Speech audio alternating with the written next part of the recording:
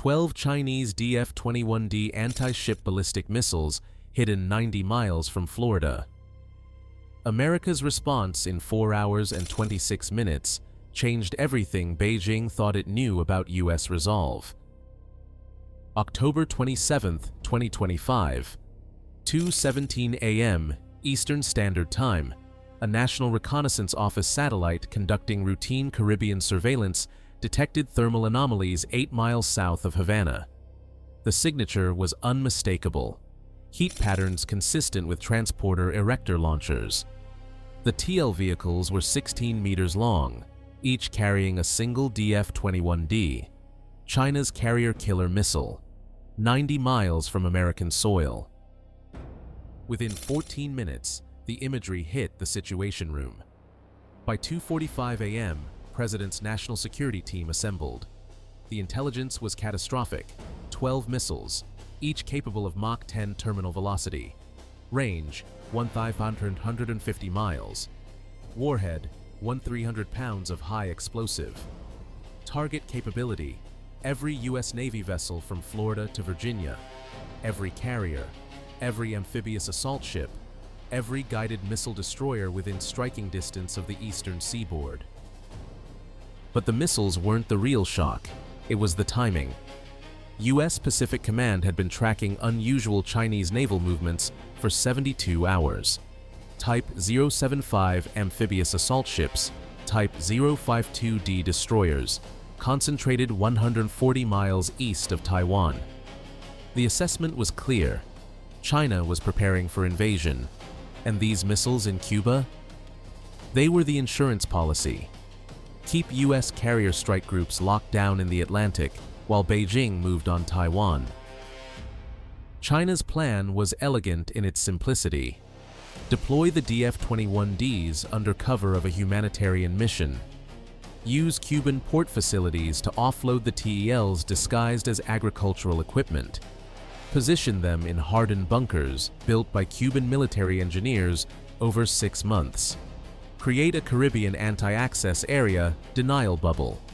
Force America to choose: defend Taiwan or defend the homeland. Beijing calculated the U.S. would need 96 hours minimum to respond. 4 days to develop strike options, to position assets, to navigate the political complexities of attacking Russian-aligned Cuba. 4 days that would give Chinese forces enough time to establish control over Taiwan's ports and airfields. What they didn't know was that America had been preparing for exactly this scenario since 2023. At 3:28 a.m., Joint Special Operations Command received execute authority. Operation Restoration. The objective: neutralize all 12 missile sites before sunrise. The constraint: zero collateral damage to Cuban civilians. The method: simultaneous cyber, air, and ground assault coordinated across 3 domains in under 5 hours. U.S. Cyber Command initiated Phase 1 at 3:31 a.m., targeting Chinese satellite communications. The DF-21D requires constant guidance updates, real-time positioning data transmitted from Beidou navigation satellites. Cyber warfare specialists at Fort Meade deployed a zero-day exploit developed specifically for Chinese military encryption protocols. Cost of the exploit development: $847 million over 18 months. Value in this moment: incalculable. The cyber strike worked in layers. First layer: jam the transmission frequencies. Second layer: inject false telemetry data. Third layer: corrupt the targeting algorithms stored in each missile's guidance computer. By 3:47 a.m., all 12 missiles were electronically lobotomized. They could launch, but they couldn't hit anything more precise than a 40-mile radius, enough to turn carrier killers into expensive fireworks. What's your weapon of choice for taking out hardened missile bunkers? Type A for airstrikes, Type B for special operations ground assault. Phase 2 launched at 3:52 a.m. 2 B-2 Spirit bombers, taking off from Whiteman Air Force Base 98 minutes earlier. each carrying 16 GBU-57 massive ordnance penetrators, the MOP, 30,000 pounds of bunker-busting capability. Unit cost, $3.5 million per bomb. These weren't ordinary bunkers. Cuban engineers had reinforced them with 12 feet of concrete, rebar spacing at 6-inch intervals, overhead cover designed to withstand conventional 2,000-pound bombs. The B-2s approached from the south, flying at 50,000 feet, radar cross-section smaller than a hummingbird. Cuban air defense never detected them. Russian-supplied S-300 systems scanning empty sky, while American stealth bombers positioned for attack runs. The precision was surgical. GPS-guided MOPs, releasing at exactly calculated intervals. Each bomb programmed to strike at optimal angle for maximum penetration. At 4:03 a.m., the first MOP hit Bunker Complex Alpha 1. The weapon penetrated 8 feet of reinforced concrete before detonating. The shaped charge created overpressure waves that collapsed the entire structure inward.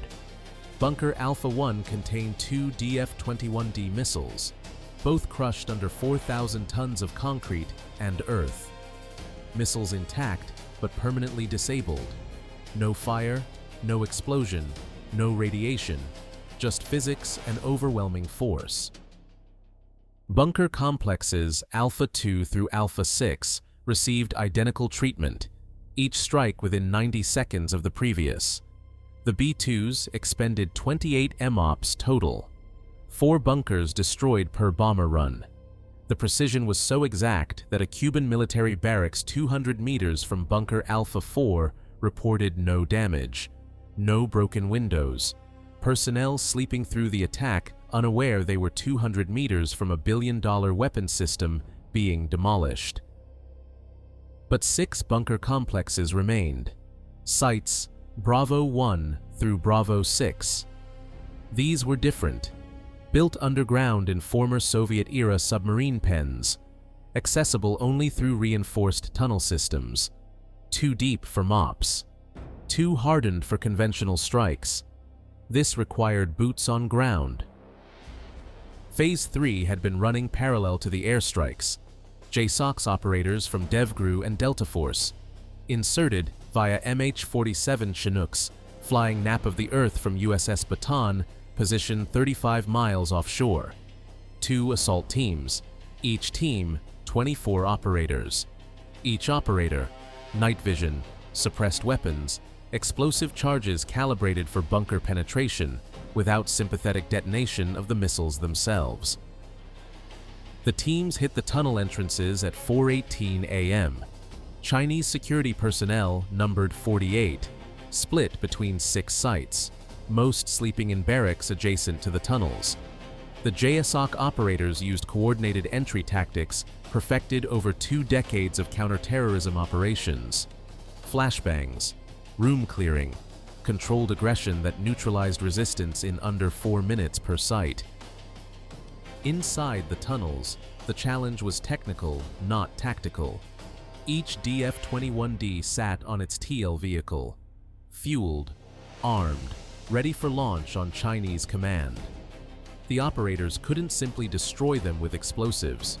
12 missiles packed with solid rocket fuel in confined spaces. A single uncontrolled detonation would trigger a chain reaction, level the entire complex, kill everyone inside, and probably collapse structures on the surface. The solution was elegantly simple. Drain the hydraulic systems on each TEL. Without hydraulics, the erector mechanism couldn't raise the missile to firing position. The missile becomes a 15-ton paperweight. Delta Force operators carried hydraulic pump kits, military-grade equipment designed exactly for this contingency. Each operator team of 4 took 1 TEL, accessed the hydraulic reservoir, connected the pump, drained 85 gallons of fluid per vehicle into containment bladders. At 4:51 a.m., the last hydraulic system went dry. All 6 remaining missiles neutralized. JSOC operators exfiltrated the way they came. Chinooks extracted them at 5:09 a.m. 12 Chinese DF-21D missiles. Combined value, $1.8 billion. Neutralized in 4 hours and 26 minutes from execute authority to wheels up on extraction birds. Beijing learned of the operation at 7:23 a.m. Beijing time. Chinese president received the briefing during a National Security Commission meeting. The planned Taiwan invasion was 26 hours from commencement. The Caribbean missile shield was supposed to be operational, the shield that would keep U.S. carriers contained while Chinese forces moved on Taipei.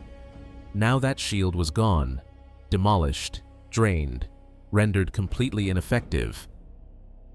What would you have done when your insurance policy vanished in under 5 hours? Comment your answer below. The Chinese response revealed everything about their strategic calculus. At 9:40 a.m. Beijing time, Chinese naval forces in the Taiwan Strait received stand-down orders. The Type 075 amphibious assault ships reversed course. The Type 052D destroyers dispersed to routine patrol stations. The invasion was postponed indefinitely. Because Beijing understood a fundamental truth: without the Caribbean threat holding U.S. carriers in the Atlantic, the 7th Fleet would arrive in the Pacific within 72 hours. 3 carrier strike groups, 12 Aegis destroyers, 4 nuclear attack submarines. A combined force that would turn any Taiwan invasion into a catastrophic defeat for Chinese forces. The operation cost America $127 million. That includes the MOPS, the cyber warfare exploit, the JSOC insertion and extraction, the satellite surveillance that triggered everything. China lost $1.8 billion in missiles, lost 6 months of covert deployment work, lost the element of surprise they'd carefully cultivated, lost the psychological advantage of holding American cities at risk. But the real cost was strategic credibility. Beijing had positioned those missiles believing America would hesitate, would deliberate, would get tangled in diplomatic process while Chinese forces moved on Taiwan. Instead, America demonstrated something that shocked not just Beijing, but Moscow and Pyongyang and Tehran: the willingness to conduct decisive military action with near-zero political warning. 4 hours from detection to execution. No UN resolutions, no NATO consultations, no 72-hour ultimatums. Just intelligence, planning, and overwhelming force applied with surgical precision. The intelligence failure on China's part was catastrophic. Chinese military intelligence assessed that U.S. satellite coverage of Cuba operated on 8-hour cycles. They planned the TEL movements during what they calculated were coverage gaps. They were wrong. NRO had repositioned 3 Crystal optical reconnaissance satellites 72 hours earlier. Part of a broader Caribbean surveillance enhancement nobody outside a dozen cleared officials knew existed. The satellites operated on 90-minute orbital cycles, overlapping coverage, no gaps. The thermal signatures from the TELs lit up like beacons the moment Chinese personnel began final deployment preparations. Cuban involvement added another layer of complexity. The Castro regime had provided the bunker facilities and security personnel. Russian advisors had assisted with the hardening work, but Cuba claimed complete ignorance of the missile's actual purpose. Maintained they believed the bunkers housed agricultural equipment storage. The U.S. response was calibrated to preserve that fiction. No strikes on Cuban military installations, no casualties among Cuban security forces. Every JSOC engagement designed to avoid lethal force against Cuban nationals. The message was clear. This was about Chinese missiles, not Cuban sovereignty. The DF-21D itself represents a critical capability in Chinese military doctrine, known as the carrier killer. Designed specifically to target U.S. naval vessels at standoff ranges, the missile uses a maneuverable re-entry vehicle, can adjust course during terminal phase to hit moving targets. Guidance system combines radar and infrared sensors. can track targets through electronic warfare environments. But the system has one critical vulnerability. It depends absolutely on real-time targeting data. Corrupt that data, and the missile becomes useless no matter how sophisticated the guidance computer. US Cyber Command exploited that dependency with brutal efficiency. The zero-day exploit targeted the Beidou satellite receiver firmware, the firmware that interprets navigation signals and converts them to positioning data. By injecting corrupted positioning coordinates, Cyber Command convinced each missile's guidance computer that it was in a completely different location. The missiles calculated they were 400 miles north of actual position. Any launch would have sent them arcing into empty ocean, while targeting algorithms tried to correct for phantom position errors. The MOP weapons used against the hardened bunkers represent American dominance in penetrating strike capability. Each MOP weighs 30,000 pounds, contains 5,300 pounds of AFX 757 high explosive. The weapon achieves penetration through sheer kinetic energy combined with a hardened steel casing. Strikes at terminal velocity exceeding 700 miles per hour. The shaped charge detonates only after full penetration, creates an underground pressure wave that collapses the structure from within. It's the weapon you use when absolutely nothing else will work. Support this channel by hitting that subscribe button if you want more tactical breakdowns like this one. JSOC operators faced a different challenge in the underground facilities. The tunnel systems dated to Soviet construction in the 1980s, built to house diesel submarines during refits and repairs, converted to missile storage by Cuban military engineers with Chinese oversight.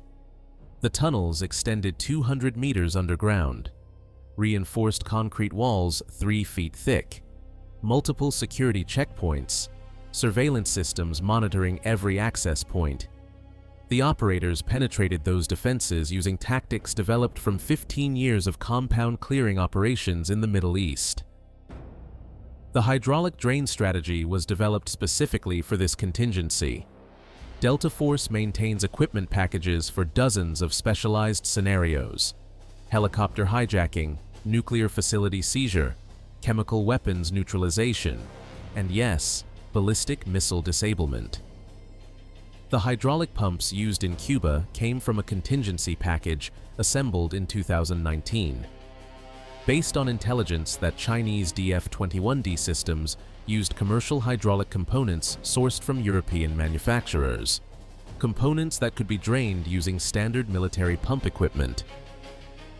Each JSOC operator carried 45 pounds of specialized gear, beyond standard combat loadout. That included the hydraulic pump components, containment bladders, technical manuals on Chinese TL systems, cutting equipment for accessing hydraulic reservoirs, translation guides for Chinese technical markings.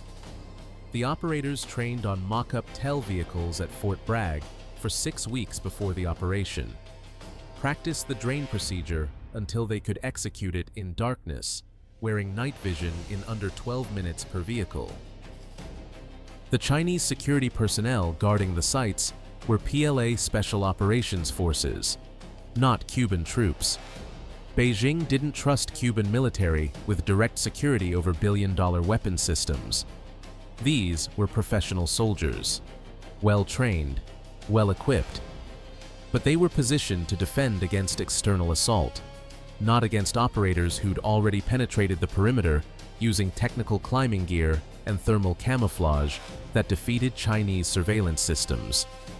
The JSOC teams bypassed 80% of the security measures by entering through ventilation systems and maintenance tunnels. Soviet engineers had built into the original facility design. This kind of detailed tactical analysis takes hours to research and verify. Subscribe to help us keep producing this level of content. The aftermath rippled across multiple theaters. Taiwan saw immediate relief. The invasion threat evaporated within hours. Taiwanese stock markets surged 7.3% when news of the operation leaked. Japan and South Korea quietly increased defense cooperation with U.S. Pacific Command. Australia accelerated plans for U.S. bomber rotations to Tyndall Air Base. The message was received. America would act decisively to defend the Western Pacific security architecture. Russia responded with calculated silence. Moscow had provided the S-300 systems to Cuba, had been aware of the Chinese missile deployment, but Russia offered no condemnation of the U.S. action, no diplomatic protests, no military posturing. Because Moscow understood the same lesson Beijing learned. America had demonstrated capability and will that made any similar adventurism in Eastern Europe significantly more dangerous. Iran took note. The regime in Tehran had been coordinating with Chinese military planners on similar anti-access strategies in the Persian Gulf. Plans to deploy anti-ship missiles in Yemen and Syria to threaten U.S. naval forces during any conflict over Taiwan. Those plans went back to the drawing board. If America could neutralize a fortified missile deployment in Cuba in under 5 hours, Tehran's positions in the Middle East were far more vulnerable. The domestic American response was surprisingly muted. News of the operation broke 72 hours after completion, when Pentagon briefers could show satellite imagery of destroyed bunker complexes and extracted teams safely aboard U.S. vessels. No American casualties, no civilian casualties, no mushroom clouds or chemical weapons, or any of the nightmare scenarios that haunt military operations. Just clean, professional execution of a mission that eliminated a direct threat to American security. Was this operation a demonstration of military capability or a warning to future adversaries? Leave your thoughts below. Congressional oversight came later. Classified briefings to intelligence committees, questions about authorization processes, debate over whether the operation constituted an act of war against Cuba. But those debates happened in closed sessions. The public narrative remained focused on the mission's success, the speed, the precision, the zero casualties.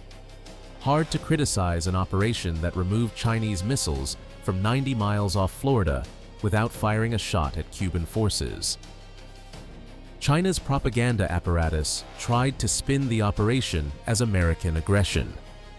State media claimed the missiles were defensive systems positioned to protect Cuban sovereignty. That narrative collapsed under the weight of simple geography. DF-21D missiles with 1,350-mile range positioned in Cuba. There's no defensive application for that capability. The only targets were American naval vessels and potentially coastal infrastructure along the eastern seaboard.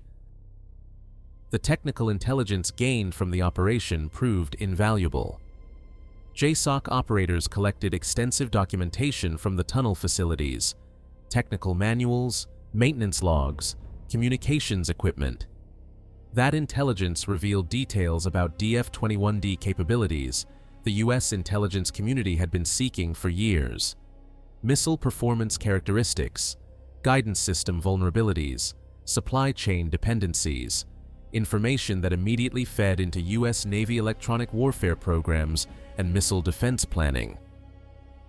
Beijing's strategic miscalculation came down to fundamental misreading of American decision-making.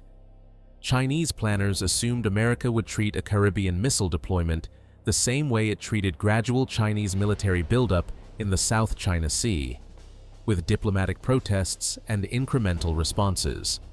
They didn't account for the difference between tolerating artificial island construction and accepting ballistic missiles 90 miles from Florida.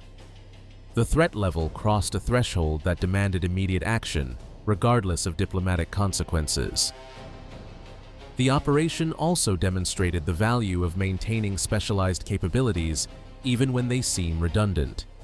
Bunker-busting bombs, hydraulic drain equipment, technical exploitation teams trained on foreign missile systems. These capabilities cost billions to develop and maintain. They sit unused for years. Then come a moment like Operation Restoration, when they become absolutely essential. The return on that investment, preventing a Chinese invasion of Taiwan and eliminating a direct threat to American homeland security. If you made it this far, you're the kind of viewer who understands why detailed tactical analysis matters. Like, subscribe, and hit that bell notification. The lesson for adversaries is stark. Don't assume American political debate means American military hesitation. Don't assume diplomatic process means lack of resolve.